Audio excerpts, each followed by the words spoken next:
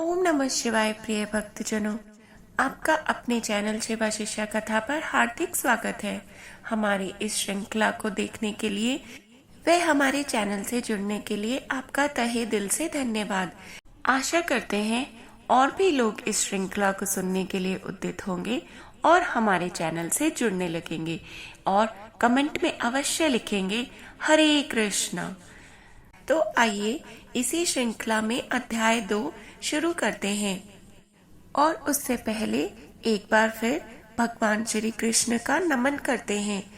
ओम नमो भगवते वासुदेवाय। संजय ने कहा। अर्जुन को दया से अभिभूत उसके मन में शोक छा गया तथा उसकी आंखों में आंसू भर आए। तब श्री कृष्ण ने मुस्कुराते हुए से ये शब्द कहे। भगवान ने कहा, हे अर्जुन, इस संकट की घड़ी में यह मोह तुम्हें कैसे जकड़ गया है? यह किसी भी सम्माननीय व्यक्ति को शोभा नहीं देता। यह उच्च लोकों की ओर नहीं बल्कि अपमान की ओर ले जाता है। हे पार्थ, इस अपुरुषत्व के आगे झुकना तुम्हें शोभा नहीं देता। हे शत्रुओं को पराजित करने वाले, हृदय की ऐसी क्षुद्र दुर्बलता को त्याग कर उठो। अर्जुन ने कहा, हे मधुसूदन, मैं युद्ध में भीष्म और द्रोणाचार्य जैसे पुरुषों पर बाण कैसे चला सकता हूँ, जो मेरे पूजनीय हैं। इन महानुभावों को, जो मेरे गुरु हैं, मारकर जीवन का आनंद लेने की अपेक्षा इस संसार में भीख मांगकर जीना बेहतर होगा। यदि हम उन्हें मार देंगे तो हमारे द्वारा भोगी गई संपत्ति और सुख सुविधाएं रक्त से सने हो जाएंगे। हम यह भी नहीं जानते कि इस युद्ध का कौन सा परिणाम हमारे लिए बेहतर है, उन पर विजय पाना या उनसे पराजित हो जाना। उन्हें मार डालने के बाद भी हम जीना नहीं चाहेंगे। फिर भी वे धृतराष्ट्र के पुत्रों का पक्ष लेकर युद्ध भूमि में हमारे समक्ष खड़े हैं। मैं अपने कर्तव्य के प्रति असमंजस में हूँ तथा चिंता और कायरता से घिरा हुआ हूँ। मैं आपका शिष्य हूँ तथा आपके प्रति समर्पित हूँ। कृपया मुझे निश्चित रूप से बतलाएं कि मेरे लिए क्या सर्वोत्तम है। मैं अपनी इंद्रियों को सुखा देने वाले इस दुख को दूर करने का कोई उपाय नहीं खोज पा रहा हूँ। चाहे मैं पृथ्वी पर एक समृद्ध और अद्वितीय राज्य जीत लूं या देवताओं के समान प्रभुता को प्राप्त कर लूं, तो भी मैं इस दुख को दूर करने में असमर्थ हूँ। संजय ने कहा। शत्रुओं को दंड देने वाले गुड़ाकेश ने ऐसा कहकर ऋषिकेश से कहा, गोविंद, मैं युद्ध नहीं करूंगा, और चुप हो गए। हे धृतराष्ट्र, तत्पश्चात दोनों सेनाओं के मध्य में श्री कृष्ण ने शोकग्रस्त अर्जुन से हंसते हुए से ये वचन कहे। भगवान ने कहा, तुम ज्ञान की बातें करते हुए भी उस बात के लिए शोक करते हो जो शोक करने योग्य नहीं है। बुद्धिमान व्यक्ति न तो जीवितों के लिए शोक करता है और ना ही मृतकों के लिए। ऐसा कोई समय नहीं था जब मैं ना था, न तुम थे, न ये सभी राजा थे, और ना ही भविष्य में हम में से किसी का अस्तित्व समाप्त होगा। जैसे शरीरधारी आत्मा बचपन से युवा अवस्था और फिर वृद्धा अवस्था में निरंतर जाती रहती है, वैसे ही मृत्यु के समय आत्मा दूसरे शरीर में चली जाती है। बुद्धिमान लोग इससे भ्रमित नहीं होते। हे कुंती पुत्र, इंद्रियों और इंद्रिय विषयों के बीच संपर्क से सुख और दुख की क्षणिक अनुभूतियां उत्पन्न होती हैं। ये अस्थायी हैं और सर्दी और गर्मी के मौसम की तरह आते जाते रहते हैं। हे भारतवंशी, इन्हें बिना विचलित करते हुए सहन करना सीखना चाहिए। हे अर्जुन, जो पुरुष सुख दुख से प्रभावित नहीं होता तथा दोनों में स्थिर रहता है, वह मोक्ष का अधिकारी होता है। क्षण भंगुर की कोई स्थिरता नहीं है और शाश्वत की कोई समाप्ति नहीं है। सत्य के दृष्टाओं ने दोनों की प्रकृति का अध्ययन करने के बाद यह बात देखी और फिर निष्कर्ष निकाला, जो संपूर्ण शरीर में व्याप्त है उसे अविनाशी जानो। अविनाशी आत्मा का नाश कोई नहीं कर सकता। केवल भौतिक शरीर ही नाशवान है। उसके भीतर स्थित आत्मा अविनाशी, अपरिमेय और शाश्वत है। इसलिए हे भारतवंशी, युद्ध करो। उनमें से कोई भी ज्ञान में नहीं है। एक जो सोचता है कि आत्मा मार सकती है और दूसरा जो सोचता है कि आत्मा को मारा जा सकता है, क्योंकि वास्तव में आत्मा ना तो मारती है और ना ही उसे मारा जा सकता है। आत्मा ना तो कभी जन्मती है और ना ही कभी मरती है, ना ही एक बार अस्तित्व में आने के बाद कभी समाप्त होती है। आत्मा अजन्मी, शाश्वत, अमर और अजर है। शरीर के नष्ट हो जाने पर भी यह नष्ट नहीं होती। हे पार्थ, जो व्यक्ति आत्मा को अविनाशी, नित्य, अजन्मा और अपरिवर्तनीय जानता है, वह कैसे किसी को मार सकता है या किसी को मरवा सकता है। जैसे मनुष्य पुराने वस्त्र त्याग कर नए वस्त्र धारण करता है, वैसे ही मृत्यु के समय आत्मा अपने पुराने शरीर को त्याग कर नए शरीर में प्रवेश करती है। आत्मा को ना तो शस्त्र काट सकते हैं, ना अग्नि जला सकती है। आत्मा को ना जल भिगो सकता है, ना वायु सुखा सकती है। आत्मा तो अविनाशी है। इसे ना तो भिगोया जा सकता है और ना ही सुखाया जा सकता है। यह शाश्वत है, सभी स्थानों में व्याप्त है, अपरिवर्तनीय है तथा आदिम है। आत्मा को अदृश्य, अचिंत्य और अपरिवर्तनीय कहा गया है। ऐसा जानकर तुम्हें शरीर के लिए शोक नहीं करना चाहिए। हे महाबाहु अर्जुन, यदि तुम ऐसा चाहते हो कि आत्मा निरंतर जन्म मरण में रहती है, तो भी तुम इस प्रकार शोक के काबिल नहीं हो। जो जन्म ले चुका है उसकी मृत्यु निश्चित है, और जो मर गया है उसका पुनर्जन्म अवश्य भावी है। इसलिए जो अवश्य भावी है उस पर शोक नहीं करना चाहिए।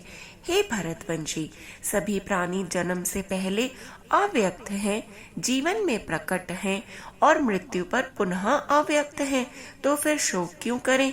कुछ लोग आत्मा को अद्भुत देखते हैं, कुछ लोग उसका वर्णन अद्भुत करते हैं, कुछ लोग आत्मा के विषय में अद्भुत सुनते हैं, जबकि अन्य लोग सुनकर भी उसे समझ नहीं पाते। हे अर्जुन, इस शरीर में निवास करने वाली आत्मा अमर है, इसलिए तुम्हें किसी के लिए शोक नहीं करना चाहिए। इसके अलावा एक योद्धा के रूप में अपने कर्तव्य को समझते हुए तुम्हें विचलित नहीं होना चाहिए। वास्तव में एक योद्धा के लिए धर्म की रक्षा के लिए लड़ने से बेहतर कोई काम नहीं है। हे पार्थ, वे योद्धा धन्य हैं जिन्हें धर्म की रक्षा के ऐसे अवसर अनायास ही प्राप्त हो जाते हैं तथा उनके लिए दिव्य लोकों का मार्ग खुल जाता है। तथापि यदि आप अपने सामाजिक कर्तव्य और प्रतिष्ठा को त्याग कर इस धर्म युद्ध को लड़ने से इनकार करते हैं, तो आप निश्चित रूप से पाप के भागी बनेंगे। लोग आपको कायर और भगोड़ा कहेंगे। एक इज्जतदार इंसान के लिए बदनामी मौत से भी बदतर है। जो महान सेनापति तुम्हारा बहुत सम्मान करते हैं, वे सोचेंगे कि तुम युद्ध भूमि से डरकर भाग गए हो और इस प्रकार वे तुम्हारे प्रति अपना सम्मान खो देंगे। तुम्हारे शत्रु तुम्हें बदनाम करेंगे और बुरे शब्दों से अपमानित करेंगे, तुम्हारी शक्ति का अपमान करेंगे। अफसोस, इससे ज्यादा दर्दनाक और क्या हो सकता है? यदि तुम युद्ध करोगे तो या तुम युद्ध भूमि में मारे जाओगे तो और स्वर्ग लोक को जाओगे, या फिर विजय प्राप्त करके पृथ्वी पर राज्य भोगोगे। इसलिए हे कुंती पुत्र, दृढ़ निश्चय के साथ उठो और युद्ध के लिए तैयार हो जाओ। सुख दुख, हानि लाभ, जय पराजय को समान मानकर कर्तव्य के लिए युद्ध करो। इस प्रकार अपना कर्तव्य निभाते हुए तुम्हें कभी पाप नहीं लगेगा। अब तक मैंने तुम्हें सांख्य योग या आत्मा के स्वरूप के बारे में विश्लेषणात्मक ज्ञान समझाया है। अब हे पार्थ, मैं बुद्धि योग तुम्हें बताता हूँ। जब तुम ऐसी समझ के साथ काम करोगे तो तुम कर्म के बंधन से मुक्त हो जाओगे। इस चेतना की स्थिति में काम करने से कोई हानि या प्रतिकूल परिणाम नहीं होता तथा थोड़ा सा प्रयास भी व्यक्ति को बड़े खतरे से बचा लेता है। हे अर्जुन, इस मार्ग पर चलने वाले लोगों की बुद्धि दृढ़ होती है और उनका लक्ष्य एकाग्र होता है, किंतु जो लोग अनिश्चितता में रहते हैं उनकी बुद्धि अनेक शाखाओं वाली होती है। सीमित समझ वाले लोग वेदों के अलंकृत शब्दों की ओर आकर्षित होते हैं, जो स्वर्ग में जाने के लिए दिखावटी अनुष्ठानों की वकालत करते हैं और मान लेते हैं कि उनमें कोई उच्च सिद्धांत वर्णित ही नहीं है। वे वेदों के केवल उन्हीं भागों का महिमा मंडन करते हैं जो उनकी इंद्रियों को प्रसन्न करते हैं और उच्च जन्म, ऐश्वर्य, कामुक भोग और स्वर्ग में जाने के लिए आडंबर पूर्ण अनुष्ठान करते हैं। सांसारिक सुखों में अपने मन की गहरी आसक्ति तथा ऐसी चीजों से भ्रमित बुद्धि के कारण वे ईश्वर के मार्ग पर सफलता के लिए दृढ़ निश्चय रखने में असमर्थ होते हैं। हे अर्जुन, वेदों में प्रकृति के 3 गुणों का वर्णन है। तीनों गुणों से ऊपर उठकर शुद्ध आध्यात्मिक चेतना की स्थिति में पहुंचो। द्वैत से मुक्त होकर, सत्य में स्थिर होकर, भौतिक लाभ और सुरक्षा की चिंता किए बिना स्वयं में स्थित हो जाओ। जो प्रयोजन एक छोटे से कुएं से पूरा होता है, वही प्रयोजन एक बड़े सरोवर से भी पूरा हो जाता है। इसी प्रकार जो परम सत्य को जान लेता है, वह सभी वेदों का प्रयोजन भी पूरा कर लेता है। तुम्हें अपने निर्धारित कर्तव्यों का पालन करने का अधिकार है, लेकिन तुम अपने कर्मों के फल के अधिकारी नहीं हो। अपने आप को कभी भी अपने कर्मों के परिणामों का कारण मत समझो और ना ही अकर्मण्यता में आसक्त रहो। हे अर्जुन, तू सिद्धि और असिद्धि की आसक्ति को त्याग कर अपने कर्तव्य पालन में दृढ़ रहे। ऐसी समता को योग कहते हैं। हे अर्जुन, तुम दिव्य ज्ञान और अंतर्दृष्टि की शरण में जाओ और फल की इच्छा वाले कर्मों को त्याग दो, क्योंकि वे दिव्य ज्ञान में स्थित बुद्धि से किए गए कर्मों से हीन हैं। जो लोग अपने कर्मों का फल भोगना चाहते हैं, वे कृपण हैं। जो व्यक्ति विवेक पूर्वक आसक्ति रहित होकर कर्म के विज्ञान का अभ्यास करता है, वह इसी जीवन में अच्छे और बुरे दोनों प्रकार के कर्मों से छुटकारा पा लेता है। इसलिए योग के लिए प्रयास करो, जो कुशलता से काम करने की कला है। समबुद्धि वाले बुद्धिमान लोग कर्मों के फलों की आसक्ति को त्याग देते हैं, जो उन्हें जीवन मरण के चक्र में बांधते हैं। ऐसी चेतना में कार्य करते हुए वे सभी दुखों से परे की स्थिति को प्राप्त कर लेते हैं। जब तुम्हारी बुद्धि मोह रूपी दलदल को पार कर जाएगी, तब तुमने जो सुना है और जो सुनने को बाकी है, उसके प्रति उदासीनता प्राप्त कर लोगे। जब तुम्हारी बुद्धि वेदों के सकाम भोगों से मोहित होना बंद कर देगी और दिव्य चेतना में स्थिर रहेगी, तब तुम पूर्ण योग की अवस्था को प्राप्त करोगे। अर्जुन ने कहा, हे केशव, जो व्यक्ति दिव्य चेतना में स्थित है, उसका स्वभाव कैसा होता है? एक आत्मज्ञानी व्यक्ति कैसे बात करता है, वह कैसे बैठता है और वह कैसे चलता है? भगवान ने कहा, हे पार्थ, जब कोई व्यक्ति मन को पीड़ा देने वाली इंद्रियों की समस्त स्वार्थपूर्ण इच्छाओं तथा तृष्णाओं को त्याग देता है तथा आत्म साक्षात्कार में संतुष्ट हो जाता है, तो ऐसा व्यक्ति दिव्य स्थिति में कहा जा सकता है। जिसका मन दुख में भी अविचलित रहता है, जो सुख की लालसा नहीं करता तथा जो आसक्ति, भय और क्रोध से मुक्त रहता है, उसे स्थिर बुद्धि वाला ऋषि कहा जाता है। जो सभी परिस्थितियों में अनासक्त रहता है तथा ना तो सौभाग्य से प्रसन्न होता है और ना ही कलेश से निराश होता है, वह पूर्ण ज्ञान वाला मुनि है। जो मनुष्य अपनी इंद्रियों को उनके विषयों से उसी प्रकार हटा लेता है जैसे कछुआ अपने अंगों को अपने खोल में समेट लेता है, वह दिव्य ज्ञान में स्थित हो जाता है। साधक अपनी इंद्रियों को भोगों से रोक तो लेते हैं, किंतु इंद्रिय विषयों के प्रति उनकी रुचि बनी रहती है। तथापि वो लोग पर ब्रह्म को प्राप्त कर लेते हैं, उनकी यह रुचि भी समाप्त हो जाती है। हे कुंती पुत्र, इंद्रियां इतनी बलवान और अशांत हैं कि वे विवेकवान और संयमी पुरुष के मन को भी बलपूर्वक हर लेती हैं। वे पूर्ण ज्ञान में स्थित है, जो अपनी इंद्रियों को वश में रखते हैं और अपने मन को सदैव मुझ में लीन रखते हैं। इंद्रियों के विषयों का चिंतन करते समय उनमें आसक्ति उत्पन्न होती है, आसक्ति से कामना उत्पन्न होती है और कामना से क्रोध उत्पन्न होता है। क्रोध के कारण निर्णय लेने की क्षमता धूमिल हो जाती है, जिसके परिणाम स्वरूप स्मृति भ्रमित हो जाती है। जब स्मृति भ्रमित होती है तो बुद्धि नष्ट हो जाती है, और जब बुद्धि नष्ट हो जाती है तो व्यक्ति बर्बाद हो जाता है। परंतु जो मनुष्य मन को वश में रखता है तथा इंद्रिय विषयों का उपयोग करते हुए भी राग द्वेष से मुक्त रहता है, वह भगवत कृपा को प्राप्त कर लेता है।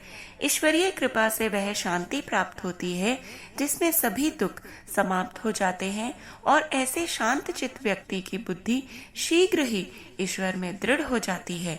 परंतु जो व्यक्ति अनुशासनहीन है, जिसके मन और इंद्रियों को वश में नहीं किया है, उसकी ना तो दृढ़ बुद्धि हो सकती है और ना ही वह ईश्वर पर स्थिर ध्यान कर सकता है। जो व्यक्ति कभी भी मन को ईश्वर के साथ एक नहीं करता, उसके लिए कभी शांति नहीं रहती, और जो शांति से रहित है वह सुखी कैसे हो सकता है। जिस प्रकार तेज हवा नाव को पानी में उसके निर्धारित मार्ग से हटा देती है, उसी प्रकार मन जिस भी इंद्रिय पर केंद्रित होता है वह भी बुद्धि को भटका सकती है। अतः हे महाबाहु अर्जुन, जिसने इंद्रियों को उनके विषयों से रोक रखा है, वह दिव्य ज्ञान में दृढ़ता पूर्वक स्थित है। जिसे सभी प्राणी दिन समझते हैं, वह बुद्धिमानों के लिए अज्ञान की रात्रि है, और जिसे सभी प्राणी रात्रि समझते हैं, वह आत्मचिंतनशील ऋषि के लिए दिन है। जिस प्रकार नदियों के जल के निरंतर प्रवाह से समुद्र अविचलित रहता है, उसी प्रकार जो महात्मा अपने चारों ओर वांछित वस्तुओं के प्रवाह के बावजूद अविचल रहता है, वही शांति प्राप्त करता है, न कि वह व्यक्ति जो इच्छाओं की पूर्ति के लिए प्रयत्नरत रहता है। वह व्यक्ति जो सभी भौतिक इच्छाओं को त्याग देता है और लालच, स्वामित्व और अहंकार की भावना से मुक्त रहता है, पूर्ण शांति को प्राप्त करता है। हे पार्थ, ज्ञानी आत्मा की स्थिति ऐसी होती है कि उसे प्राप्त करके मनुष्य कभी भी मोह में नहीं पड़ता। मृत्यु के समय भी इस चेतना में स्थित होकर मनुष्य जीवन मरण के चक्र से मुक्त हो जाता है और भगवान के परम धाम को प्राप्त होता है। जय श्री कृष्ण।